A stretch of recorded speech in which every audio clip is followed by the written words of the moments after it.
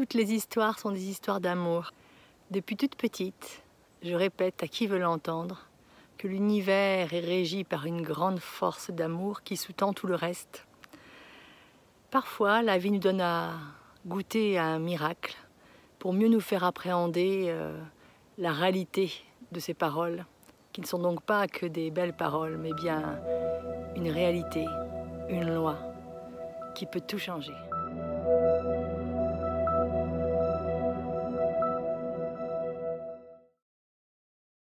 Cette petite chatte, je l'ai voulue de toutes mes forces et obtenue de haute lutte. Mais c'est une autre histoire. Elle m'a choisi elle aussi. J'étais venue chercher un petit mâle roux dans une portée. Et c'est avec une petite chatte Isabelle qui s'est avancée vers nous, moi et mes filles, que nous sommes repartis. Heureuse, heureuse. Une petite chatte tellement adorable. C'est une histoire tellement fondatrice pour moi et une histoire d'amour si forte qui m'a ouvert la voie. Je ne peux pas résister à l'envie de te la raconter et elle me semble avoir toute sa place sur Histoire vraie aujourd'hui. Alors je vais sauter une phase puisque déjà à 4 mois, cette petite chatte m'avait fait une énorme frayeur en disparaissant pendant une semaine à l'automne sous des pluies diluviennes, incessantes, et évidemment donnée pour morte et perdue. J'avais finalement décidé de mettre des petits flyers dans les boîtes aux lettres alentours. Je n'avais pas beaucoup de flyers. Et quand j'avais eu le dernier entre mes doigts, j'étais à la croisée de chemins, à la croisée de 2 routes. Et il me fallait décider où mettre ce dernier flyer. C'est alors que j'ai suivi mon intuition. Dans ce chemin, je suis tombée sur une dame que je connaissais.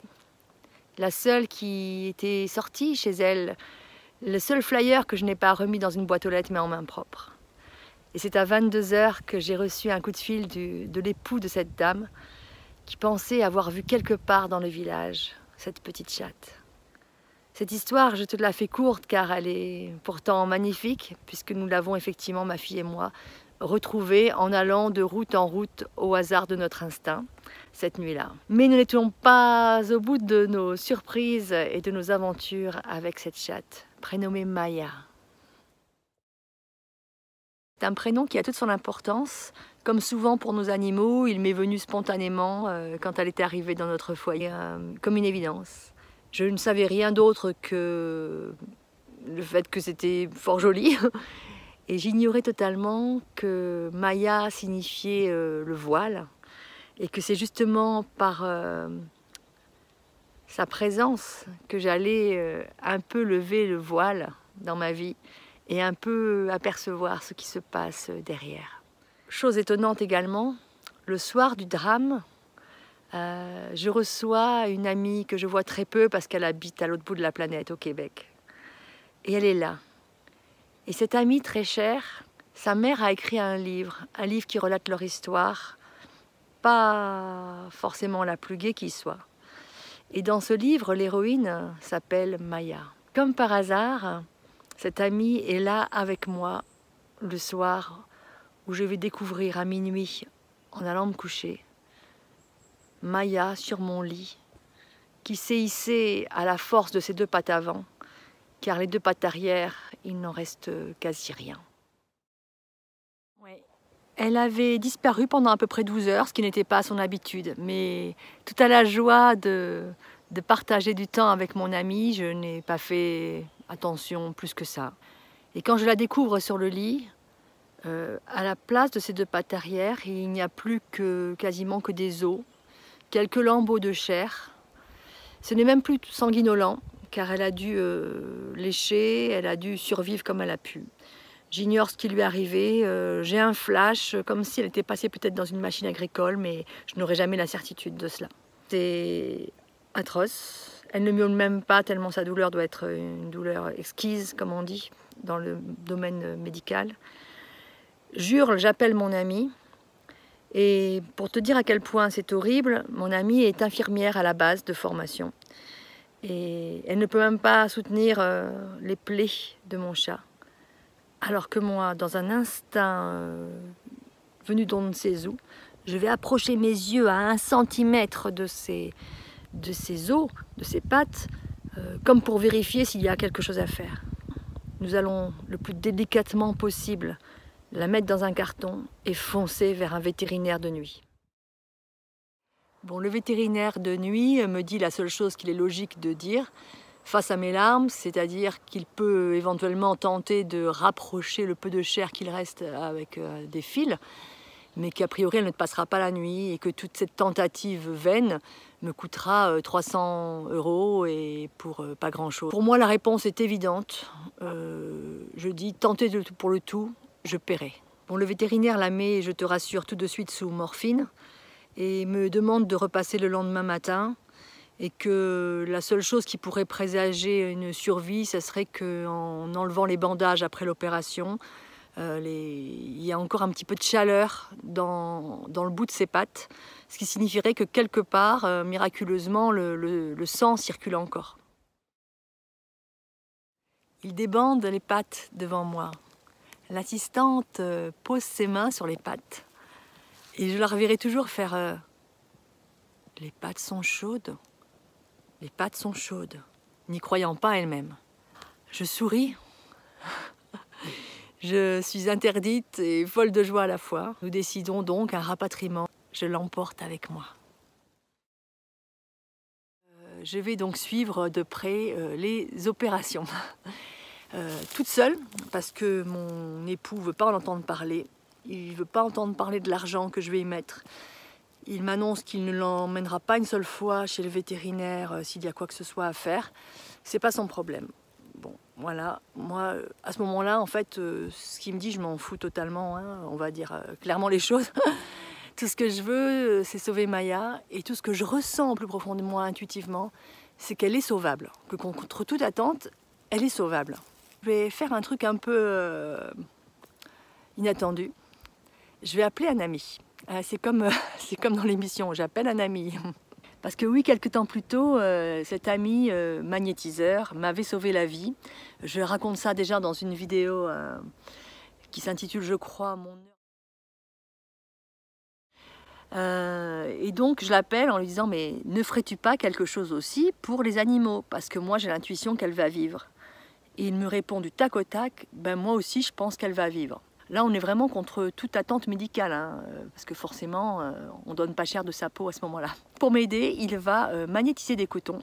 Il habite pas très loin de chez moi à cette époque-là, donc je vais aller chercher les cotons magnétisés chez lui pour les rapporter chez le vétérinaire, qui va me regarder comme une ahurie, mais comprenant que la douleur fait faire n'importe quoi. Enfin, c'est comme ça en tout cas que lui, il le voit.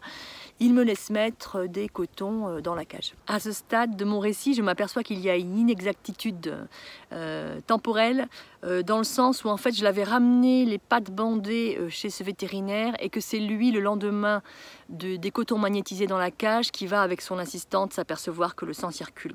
C'est comme ça en réalité que ça s'est passé. Le vétérinaire n'y voit qu'un coup de chance, un coup de bol, et lui va commencer son travail, à savoir 1 à 2 anesthésies générales par semaine pour opérer la minette et puis pouvoir progressivement ressouder les chairs des 2 pattes. Un peu comme si vous voulez, comme s'il y avait 2 chaussettes, qu'on avait décaloté 2 chaussettes sur ses os, et il y avait vraiment presque plus rien à part quelques chairs sanguinolentes. Tout ce travail va se faire de manière assez, comment dire, invisible, c'est le cas de le dire pour moi, puisqu'en fait tout se passe sous les bandages, les opérations, j'y assiste pas.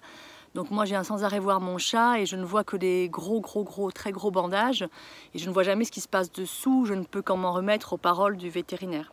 Bon, je vais dépenser pas mal d'argent, à tel point qu'à un moment donné, le vétérinaire va avoir un geste absolument magnifique. Il va déchirer la petite carte Bristol, à l'époque lui il fonctionne encore sur Bristol, et me dire que je ne paye plus que les produits pharmaceutiques, mais plus du tout ses interventions. J'ai trouvé ça, waouh, un magnifique geste d'amour. Tout ça, ça va durer 3 mois, et au bout de 3 mois, une patte s'est ressoudée. Je suis folle de joie. Je ne suis pas folle de joie très longtemps à vrai dire, parce qu'une semaine plus tard, le vétérinaire m'annonce que vraiment rien ne se passe pour l'autre patte, et qu'il va falloir amputer. Là, je m'effondre, vraiment je m'effondre. Il me demande de prendre une décision, je temporise, je rentre chez moi et j'appelle à nouveau mon ami. Il me dit, Florence, débande la patte, débande la patte. Comment ça, débande la pâte? Je te laisse imaginer la tête du veto quand je lui dis, sans parler de mon magnétiseur évidemment, qu'on pourrait peut-être débander la pâte. Je dis ça du bout des lèvres. Et là, il vire un petit peu rouge. Il me dit, vous n'avez jamais assisté à une opération? Eh ben venez. Il me débande devant moi. Je vois ce que je n'ai jamais vu en 3 mois. C'est-à-dire qu'en fait, j'en suis au point de départ, effectivement. Les chairs sanguinolentes, rien n'a bougé pour cette pâte-là, rien du tout. Et il me dit, si on débande la pâte, c'est simple, en 2 jours, il y a la gangrène. Bon, moi, je ne suis pas chirurgienne, donc forcément, je suis assez choquée du spectacle, encore plus désespérée. Je retemporise une dernière fois, je rappelle mon ami une dernière fois, et voilà ce qu'il va me dire. Attention, mot cru. Florence, tu me fais chier. Je t'ai dit de débander la pâte, tu débandes la pâte, c'est tout ce que j'ai à dire. Avec courage ou inconscience, je retourne chez le vétérinaire. Et voilà le deal que je lui propose. On débande la pâte. Je ramène mon chat chez moi. Si dans 2 jours, rien n'a bougé, je la ramène. Et ok, on ampute. Bon, il comprend qu'il a affaire à une désespérée ou une demeurée ou les deux. En tout cas, il accepte. Voilà, sûrement pour que je me rende à l'évidence, il accepte.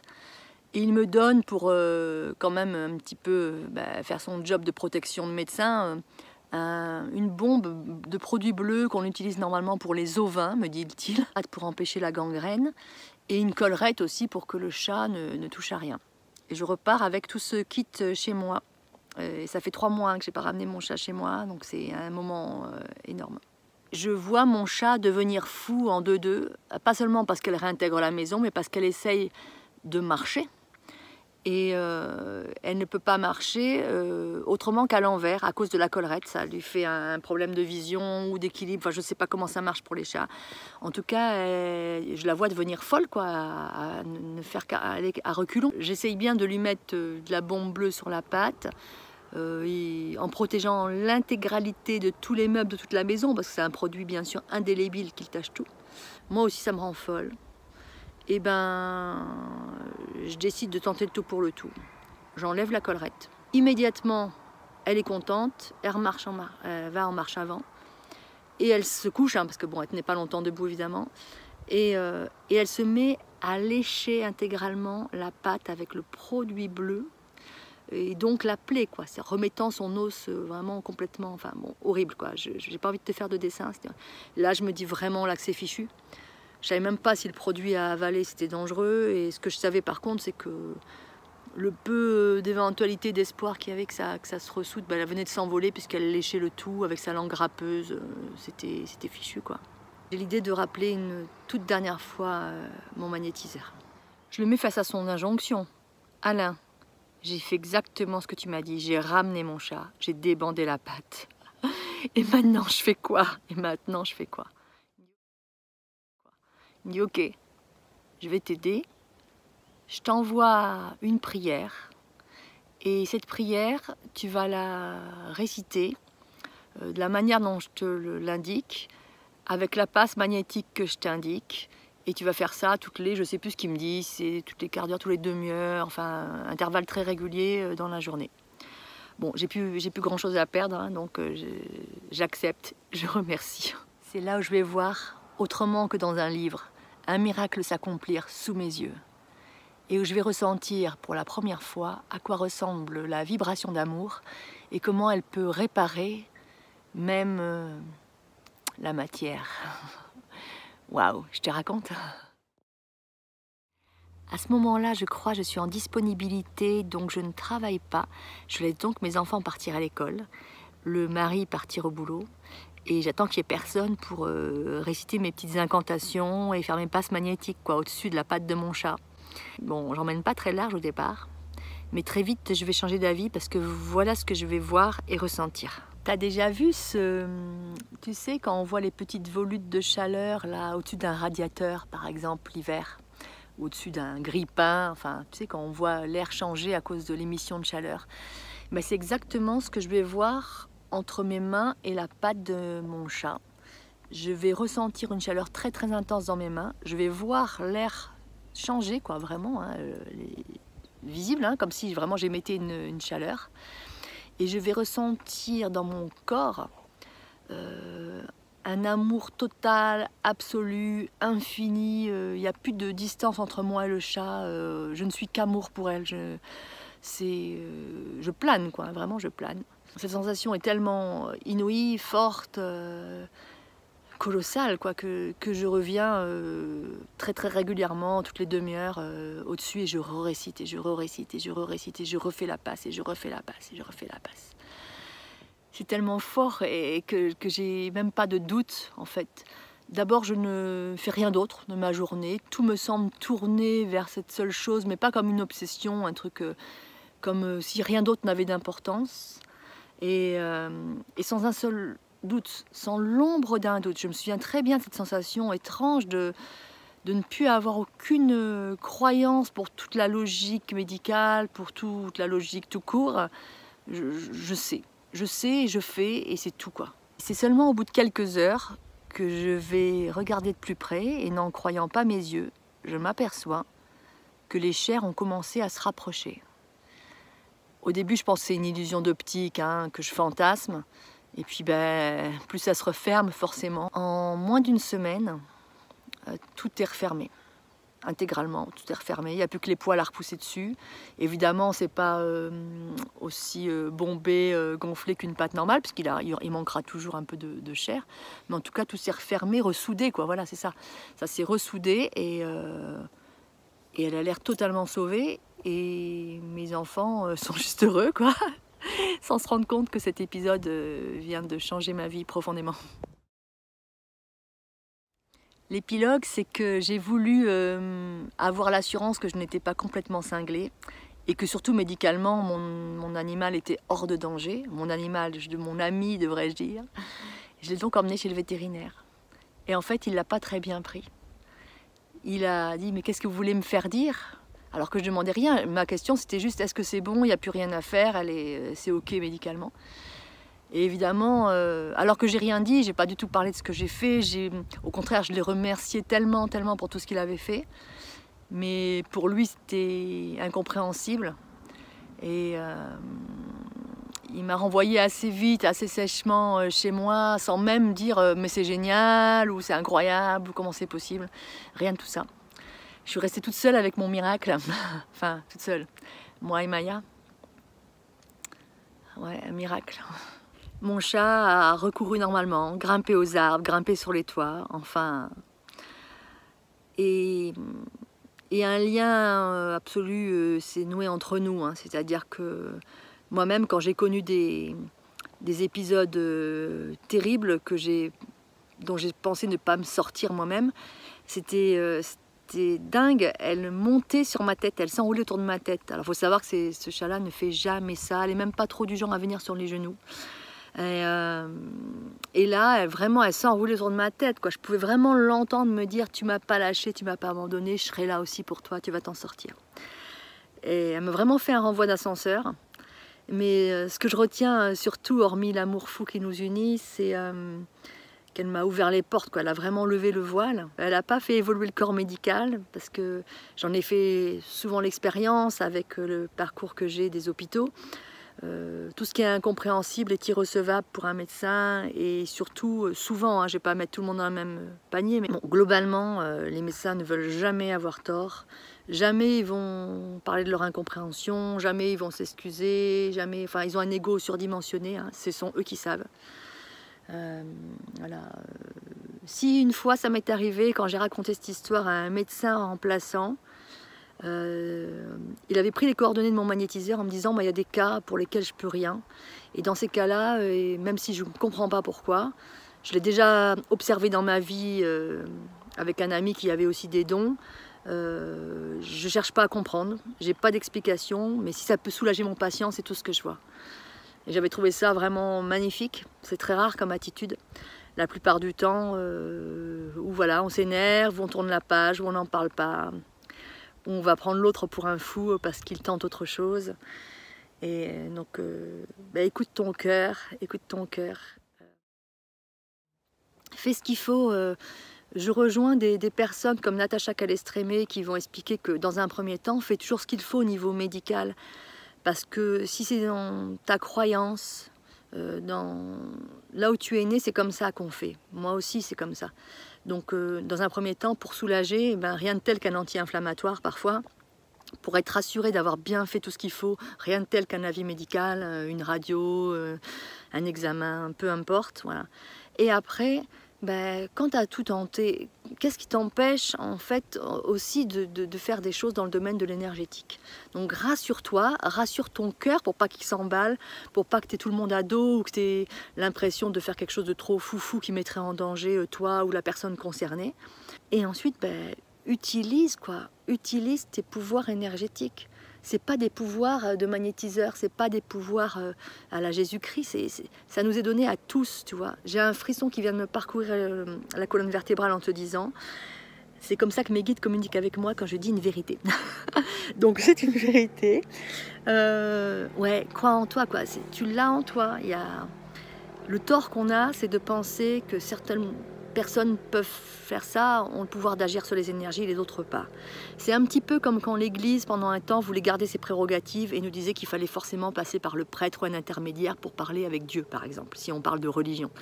Et les énergies, c'est un peu ça, quoi. Il n'y a pas besoin d'intermédiaire. Voilà. Tu peux bien sûr aller voir des gens dont l'action est déjà connue, et ça peut te rassurer, ça peut t'aider, tu peux ne pas être en capacité d'eux. Mais explore, quoi.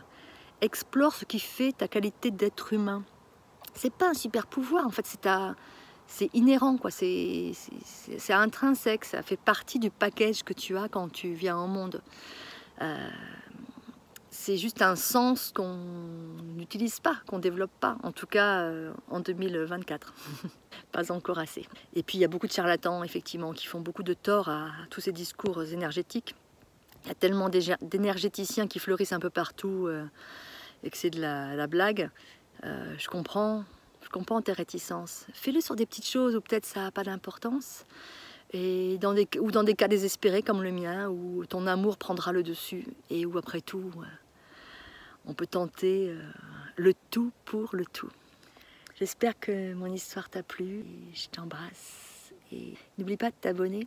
Ça m'aide, ça me soutient, ça m'encourage. Ciao, ciao.